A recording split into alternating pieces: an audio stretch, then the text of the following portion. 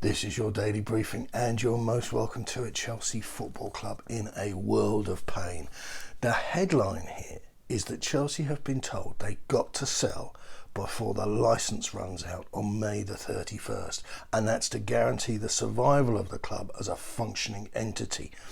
What has happened here is that the Treasury of the United Kingdom government have issued a licence to the business and not to Abramovich. He's been sanctioned, he's no longer part of the deal, and they've got 81 days. That's what they are. 81 days in order to find a buyer. If a buyer can be found, a specific licence will then be granted, subject to approval, to allow any sale to proceed. Everything to do with this club is on lockdown. Chelsea can keep playing, although all other assets owned by Abramovich have been frozen immediately, and they are not functioning on a day-to-day basis. Chelsea is one of those assets, but the general licence, and it's INT 2022-1327076, ensures the club can remain active. The licence, and I quote, allows Chelsea Football Club to undertake activities that would otherwise be prohibited by financial sanctions, meaning the club can fulfil its fixtures and carry out football business without undermining the impact of the sanctions. And what this means in reality, that the club remains allowed to deal with transactions relating to the reasonable costs necessary to host fixtures, including providing security, catering and stewards. Wages of all employees can be met and paid, along with the cost of travelling to matches and pre-existing contractual payments regarding previous transfer and loan dealings. So on the surface, it's business as usual, but it's a very limited scope. And it's worth noting that Chelsea have to ask for the terms of the licence to be varied if they wish to spend more than the permitted £20,000 per game travel costs for away games. And with Champions League trips, that cost is allowed up to £60,000. Looking online, I found several places that are suggesting for a team to go for a domestic game, the costs are around between 30 and 40,000. So they're going to be asking for more money, or you might bump into a Chelsea player on the underground. The advice from the Office of Financial Sanctions Implementation, try saying that after 8 pints of Guinness, says that the sanctions order means Chelsea cannot take any more money at the gate, which is going to end up with a curious selection of fans at games. In simple terms, they can't sell any more tickets. So any tickets that have already been bought, you're fine, they're still valid. So season tickets, they're good. If you've managed to buy a ticket, say for example, if you had a ticket for Norwich last night, you would have been able to use it. Now, you're still allowed to buy food and drinks at games, that's fine, but merchandise, that's a bit of a grey area, and I tell you for why.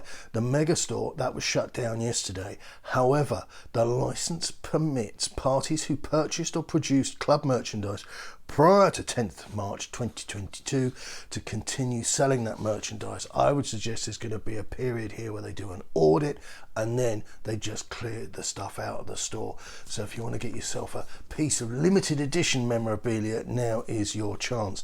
None of that money, however, can go to Chelsea or directly or indirectly to Abramovich himself, unless there is a whole new bank account separate from the club for megastore revenues, and that applies to all of the club's high street stores as well. They cannot trade with immediate effect, so that backs up my theory that there's going to be an audit.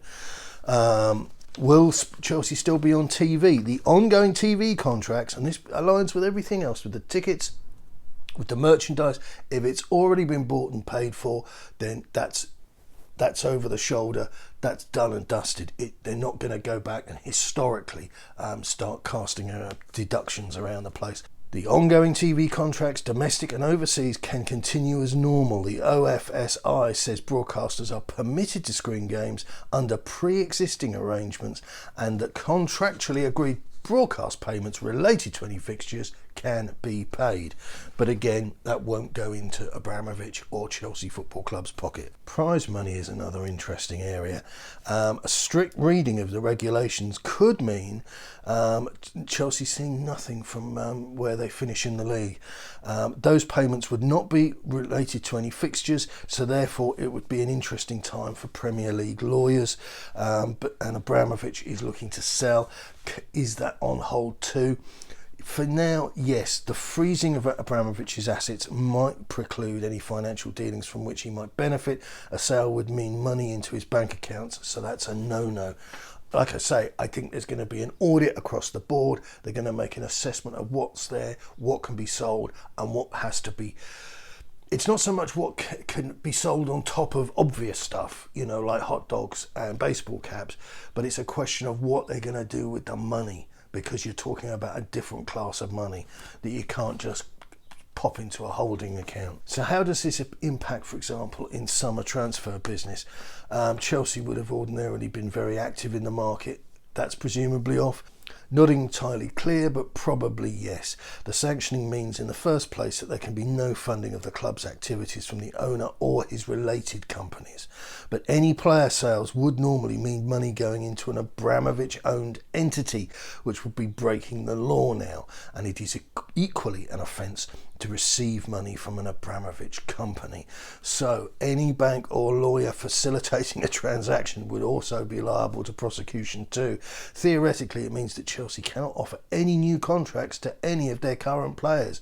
So the simple way of putting this is that time has stood still now for this club. Premier League may seek to intervene to grant a further loophole at the end of the season, but for now Chelsea are in total limbo. So what's the reaction been from the press and from Spurs fans and people like that? It's been pretty awful in my opinion. Matt Lawton, and he is the chief sports correspondent for the Times. He tweeted yesterday before the Norwich game, telecommunications company 3 has asked Chelsea to remove their branding from their shirts immediately, having now suspended their sponsorship deal with the club. There's a kit man in Norwich now heading down to Sports Direct to buy 20 plain blue football tops. That was actually a joke, which he admitted to today, following. But is there any chance of anybody dealing with this in a kind of serious manner? Because there's been a lot of disinformation flying around. And finally, some Spurs accounts. The sort of people I'm talking about. The sanctimony is just so thick you could barely walk through it. Jules Tottenham Beavis, there's an obvious butthead joke in there, but I'm not going to go in looking for it. This is why I've never been a Levy out fan. No, we haven't won a trophy since 2008, but all money in and out of Tottenham is clean. We are a well-run club, so all you Enoch Out Brigade, take a look across West London, Tottenham Hotspur and Prayer. Mate, we don't need people like you. I don't want to get sued, but I think there's some interesting thoughts to be had about where Joe Lewis's money has come from over the years. So perhaps instead of tweeting tosh like this, which just humiliates you and your family, presumably if they still have anything to do with you, I would start doing some research. Adam Powley, another one of these characters, has been around far too long. If you're a Chelsea fan who was happy to accept the dirty money to buy success, you have to accept the consequences, whatever shape they may take. It's pretty much that simple, isn't it? No, it isn't, Adam. This business of dirty money, it really grinds my gears. The business with Abramovich, it's since emerged because people have been forced into explaining themselves after the government passing sanctions. That there are relationships there which are extremely dubious, to put it mildly, and the last people we need are lefty lunatics like you crowing about you had it coming. I find it tedious. I'm more concerned that you've got a great football club here that's going to be absolutely thrown out with the trash. I don't want that to happen. I don't think it'd be good for the game. I wouldn't take any pleasure from it if Spurs were to win the league because Chelsea got relegated or something like that. That isn't a natural course of events of the sport. You're going to disagree with me. You're going to start shouting about hospitals being bombed and stuff like that. But I'm just talking to you about football in this place, and all this sort of sneering and consequences. Go away. Just go away. And then the delusional wooden spoon here goes to Lily White Rose, an otherwise decent account, but this just shows you keep politics and religion out of football, please. I do wonder if one of these consortiums who are interested but now unable to buy Chelsea will come in with interest to buy Tottenham. Yeah, I would imagine they're diverting their attentions as we speak, mate. What possessed you to share that with the world? You're going to buy a really... Don't forget, Chelsea's legacy of success, the way that club is structured, it's a lot more to Chelsea Football Club than just the money, you know? So Chelsea, their location, their history, their cachet, all right, you know, I understand, I get it, they've been sanctioned, but they're a football club, okay? And all the people working there, it's people's jobs, people's careers, they don't deserve to be hurt. And I just think this is all a bit quick, you know, let's pile on. And it leaves a poor taste with me, I'll be honest with you. But the idea that Tottenham are suddenly more interested, we can't even get stadium sponsorship. Do you know why? Because we don't have that cachet. We don't do the things that the big clubs, the truly big clubs do.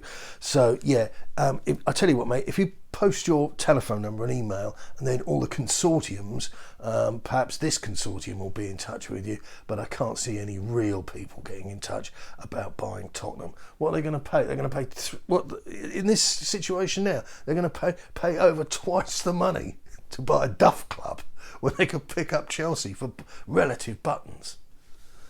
Utterly unhelpful. Well, that's your lot. I'll be back to do a Manchester United pre-game type thing, but in the interim, keep it on them.